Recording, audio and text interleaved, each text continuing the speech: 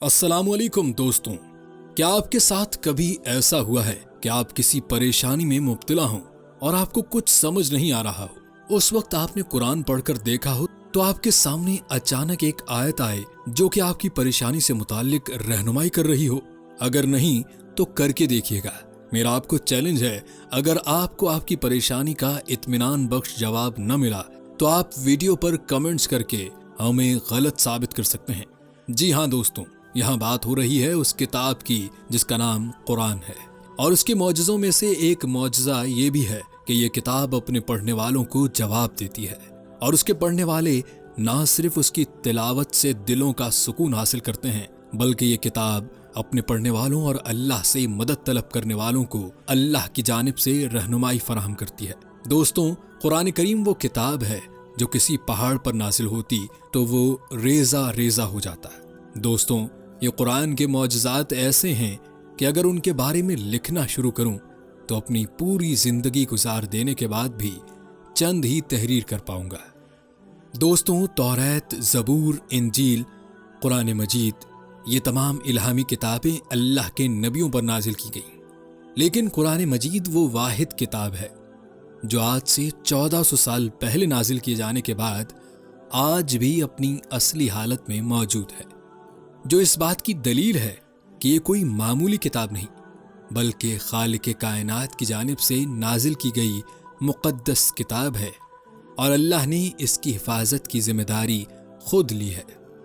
दोस्तों, कुरान मुसलमानों की मुक़द्दस इल्हामी किताब है जिसे अल्लाह ने अपने आखिरी रसूल हज़रत मोहम्मद सल्लल्लाहु अलैहि वसल्लम पर नाजिल किया, और इसे आज दुनिया में तकरीबन 1 बिलियन से भी ज़्यादा मुसलमान रोज़ाना पढ़ते हैं। दोस्तों, आज की वीडियो में हम कुरान मजीद के मौजज़ात के साथ साथ ये बताएंगे कि कुरान मजीद कब, कैसे, कहाँ, किस पर और किस हालत में नाजिल हुई, कुरान मजीद को कैसे मौजूदा कुरान की शक्ल में मजमुआ बनाया गया, और सबसे अहम बात कि कुरान के नाजिल करने का मकसद क्या था। दोस्तों, वीडियो में कुरान करीम के बारे में ऐसे मौजज़ात जानने का मौका मिलेगा जिनके बारे में शायद आपने कम ही सुना हो, इसलिए वीडियो बहुत ही इंटरेस्टिंग होने वाली है। आखिर तक ज़रूर देखिएगा, और अगर वीडियो पसंद आए तो लाइक और चैनल को सब्सक्राइब ज़रूर करिएगा। दोस्तों, कुरान का एक मौजज़ा ये भी है कि ये ना सिर्फ आज से 1400 साल पहले के ज़माने के वाक़यात, हालात और तमाम मसाइल के हल के लिए राह हिदायत था, बल्कि आज के दौर हाजिर के लिए भी मशअल राह है, जिसमें फलकियात, नबातियात, जिनियात, अर्जियात और रियाजियात की बेशुमार बातें और राज मौजूद हैं जिन्हें आज कल की जदीद साइंस दरियाफ्त करके हैरान हो रही है।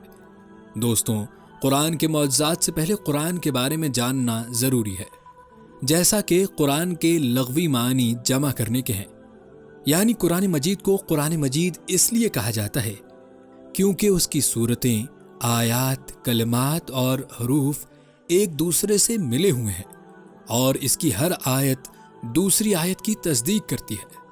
कुरान मजीद को कुरान मजीद इसलिए भी कहते हैं कि अल्लाह की जानिब से नाजिल की जाने वाली तमाम साबिका किताबों और उलूम और इनके समरात को जमा करने वाली वाहिद किताब है। कुरान मजीद को कुरान इसलिए भी कहा जाता है कि ये दुनिया में कसरत से और बार बार पढ़ी जाने वाली किताब है। दोस्तों, जैसा कि आज से 1400 साल पहले नबी करीम सल्लल्लाहु अलैहि वसल्लम पर अल्लाह ने अपनी इल्हामी किताब कुरान मजीद को 23 साल के अरसे में वही के जरिए नाजिल किया।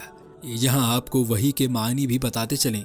दोस्तों, जो पैगाम हज़रत जिब्राईल अलैहिस्सलाम अल्लाह की जानिब से आसमान से ज़मीन पर नबी करीम सल्लल्लाहु अलैहि वसल्लम तक पहुँचाते थे, उसे वही कहा जाता है। जब नबी करीम सल्लल्लाहु अलैहि वसल्लम पर पहली वही नाजिल हुई, उस वक्त उनकी उम्र 40 साल थी। कुरान में कुल 114 सूरतें हैं, जिनमें से 87 मक्का में नाजिल हुई और वो मक्की सूरतें कहलाती हैं, और 27 मदीना में नाजिल हुई और मदनी सूरतें कहलाती हैं। दोस्तों, चूंकि कुरान करीम को एक साथ नाजिल नहीं किया गया, यहाँ तक कि सूरतें और आयात भी अलग अलग वक्त पर नाजिल की गईं, इसलिए जो आजकल के एक मजमुए की सूरत में कुरान है, पहले वो इस शक्ल में नहीं था। بلکہ نبی کریم کی وفات کے بعد بھی قرآن کریم کے نسخے مختلف اصحاب کرام کے پاس محفوظ تھے۔ یہاں آپ کو یہ بات بھی بتاتے چلیں کہ نبی کریم صلی اللہ علیہ وآلہ وسلم لکھ نہیں سکتے تھے، اس لیے جب کوئی سورت نازل ہوتی تو نبی کریم صلی اللہ علیہ وآلہ وسلم اسے یاد کر لیتے اور پھر صحابہ کرام رضی اللہ تعالیٰ عنہم سے انہیں پاک کپڑے، جانوروں کی ہڈیوں اور حلال جانوروں کے چمڑے پر لکھوا کر محفوظ کر لیا جاتا۔ اس کام کے لیے کل 42 کاتب مامور تھے۔ جبرائیل امین جب وحی کے ذریعے کوئی آیت لاتے تو اس کی ترتیب بھی بتا دیتے کہ یہ کس صورت میں اور کس آیت کے ساتھ لکھنا ہے۔ اس وقت کچھ صحابہ کرام ان آیات کو ترتیب کے لحاظ سے حفظ کر لیتے تاکہ اسے صحیح سے محفوظ کیا جا سکے، لیکن جنگ یمامہ کے دوران 70 حفاظ صحابہ کرام شہید ہو گئے، جس کے بعد حضرت ابو بکر صدیق رضی اللہ تعالیٰ عنہ نے حضرت عمر فاروق رضی اللہ تعالیٰ عنہ کے مشورے پر قرآن کریم کو ایک مجموعے کی صورت میں تحریر کا ارادہ کیا۔ دوستوں، اس زمانے میں پڑھا لکھا ہونا بہت بڑی مہارت کا کام تھا اور بہت لوگ اس مہارت کے حامل تھے۔ اس وقت حضرت زین ابن ثابت رضی اللہ تعالیٰ عنہ کی سربراہی میں 12 کاتبین کا ایک وفد تیار کیا گیا۔ قرآن کریم کے تمام نسخے ایک جگہ جمع کر کے اسے تحریر کیا گیا اور تحریر کے وقت حفاظ ساتھ میں اس کی تلاوت بھی کرتے تاکہ کوئی غلطی کا امکان باقی نہ رہے۔ دوستوں، مجموعی طور پر قرآن پاک میں 6236 آیات ہیں۔ قرآن پاک کو ترتیب دینے کے بعد ماہر خطاط سعید ابن عاص رضی اللہ تعالیٰ عنہ نے قرآن کریم کو خوبصورت لکھائی میں تحریر کیا۔ انہوں نے قرآن پاک کو ہرن کی کھال کے صفحات پر عربی میں، جو کہ حضرت اسماعیل علیہ السلام کا طریقہ لکھائی تھا، اس میں تحریر کیا، جس کے بعد ایک بڑے جلسے کا انعقاد کر کے تمام اصحاب کرام کو اس میں شرکت کی دعوت دی گئی۔ پھر 33,000 اصحاب کرام کے سامنے قرآن پاک کی تلاوت کی گئی تاکہ کسی بھی غلطی کا گمان باقی نہ رہے۔ بے شک یہ قرآن ہر قسم کی غلطی سے پاک تھا اور اس میں کوئی غلطی نہیں پائی گئی۔ اس قرآن پاک کا نام مصحف رکھا گیا، جس کا مطلب تحریری آیات کے تھے۔ پھر اسے حضرت عمر بن خطاب رضی اللہ تعالیٰ عنہ کی تحویل میں دیا گیا، لیکن اس کی کچھ کاپیاں بھی بنائی گئی تھیں۔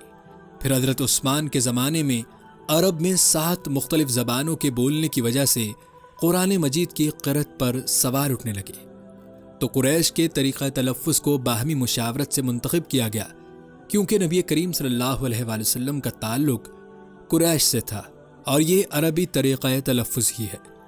پھر حضرت عثمان رضی اللہ تعالیٰ عنہ نے قرآن کو چند تبدیلیوں کے ساتھ دوبارہ تحریر کروایا، جن میں تمام سورتوں کو الگ الگ لکھا گیا اور آیات کو ایک لائن میں تحریر کیا گیا، اور اس کے علاوہ بڑی سورتوں کو پہلے اور چھوٹی کو بعد میں تحریر کیا گیا۔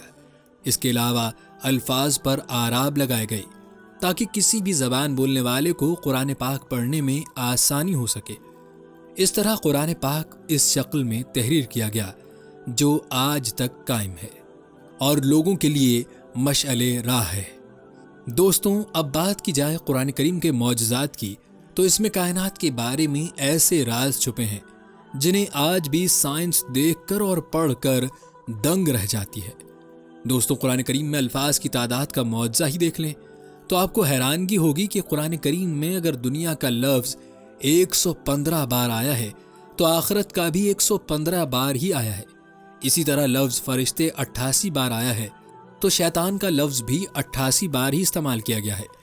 قرآن میں موت کا ذکر 145 بار ہوا ہے تو زندگی کا ذکر بھی 145 بار ہوا ہے۔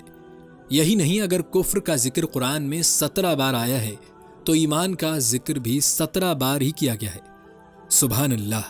کیا کوئی انسان ایسی کتاب یا پھر ایک صفحہ ہی اس طرح کا لکھ سکتا ہے جس میں نہ صرف الفاظ کی اس طرح سے ترتیب ہو بلکہ اپنا پیغام بھی آسان زبان میں سمجھایا گیا ہو؟